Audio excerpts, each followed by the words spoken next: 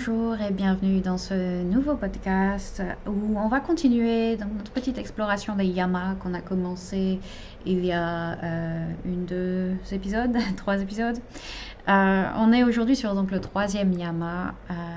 Les yamas, pour rappel, ce sont donc ces principes qui guident la philosophie du yoga, ces sortes de règles de conduite, simplement des principes à suivre pour atteindre une existence un peu plus paisible, un peu plus sereine. Et donc on avait eu les deux premiers, Ahimsa et Satya, la non-violence et l'authenticité, la sincérité. Et aujourd'hui on a Asteya, qui est donc le troisième yama, qui pourrait se traduire par le fait de ne pas voler, par l'honnêteté. Et un peu comme les précédents, vous allez me dire, ah mais je suis pas un voleur moi, donc c'est bon, on a maîtrisé celui-là, on peut le cocher, passer au suivant. Hélas, ce n'est pas aussi simple comme vous pouvez l'imaginer, ça va un petit peu plus loin que ça. Avec Asteya, pardon, on est plus, à mon avis, sur l'idée de ne pas voler effectivement des choses matérielles, mais ça peut être aussi des idées, du temps, de l'énergie, des expériences, du sommeil, enfin plein de choses, de ne pas voler aux autres et de ne pas se voler à soi-même également. Donc c'est assez vaste, encore une fois, un peu comme la non-violence qui partait un petit peu dans tous les sens, mais il y a vraiment ce principe principal, je suis très éloquente aujourd'hui, ce principe de ne pas s'attribuer quelque chose qui ne nous appartient pas et de ne pas non plus s'enlever quelque chose qui nous revient finalement. Donc par exemple, ça peut aussi avoir un lien avec cette idée de scarcity mindset, dont je ne connais pas la traduction en français, mais cette idée que peut-être on n'a pas suffisamment ou on n'est pas suffisamment, on ne fait pas assez, ou si on n'a pas une performance qui est absolument parfaite, alors ça veut dire qu'on ne vaut rien.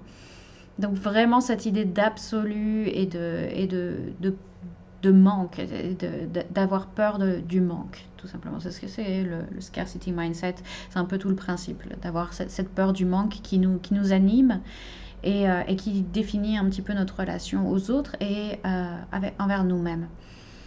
Et donc, comme je disais, ça peut être du vol de choses matérielles, mais peut-être surtout du vol de temps. Donc, est-ce qu'on s'attribue, est-ce qu'on s'arroge, est-ce qu'on s'attribue du temps, s'octroie du temps des autres alors qu'il ne nous revient pas forcément? Est-ce qu'on gâche leur temps? Est-ce qu'on leur vole leur temps? Est-ce qu'on leur vole leur énergie?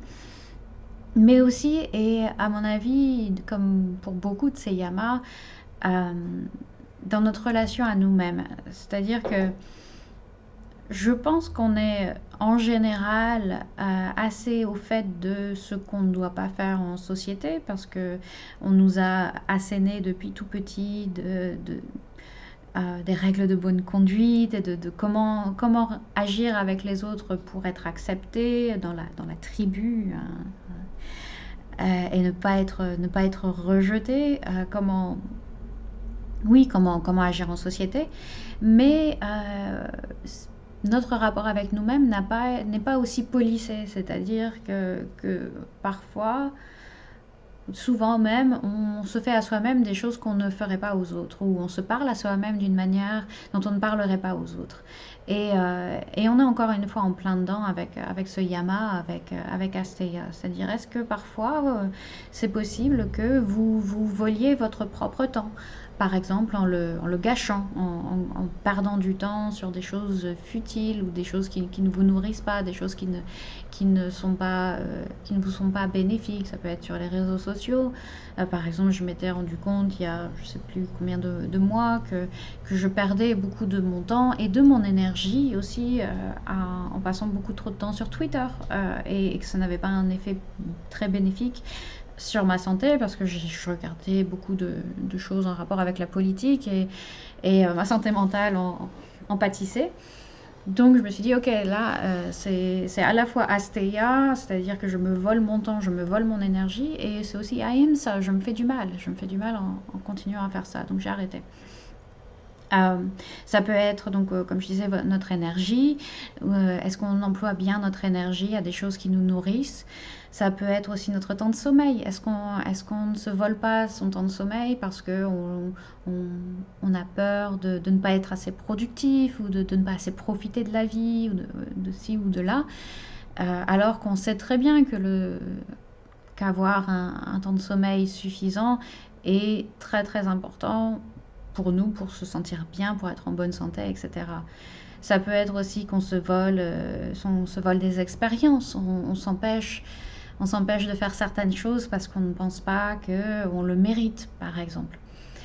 Donc voilà, il y a beaucoup de choses à explorer, beaucoup de choses oui, à explorer, des bonnes questions à se poser, et, et des possibilités, des opportunités de réflexion avec ce nouveau yama qui est donc Asteya, l'honnêteté.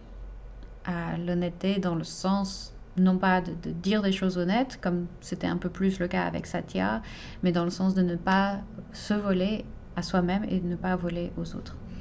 Donc j'espère que ça vous a parlé. Dites-moi justement si jusqu'ici, s'il y a un yama qui vous parle plus que les autres, ou si vous retrouvez quelques points intéressants dans tous les yamas qu'on a déjà explorés. Donc il n'y en a eu que trois. La- le prochain sera donc Brahmacharya, si je ne m'abuse, qui est aussi intéressant et qui va traiter de la bonne utilisation de notre énergie et plus précisément de notre énergie sexuelle. Donc voilà, tout un programme. J'espère que ça vous a plu. N'hésitez pas à me dire ce que vous en pensez et à m'envoyer des petits messages sur Insta, sur Facebook, sur mon site, ce que vous voulez. À très bientôt, bonne journée.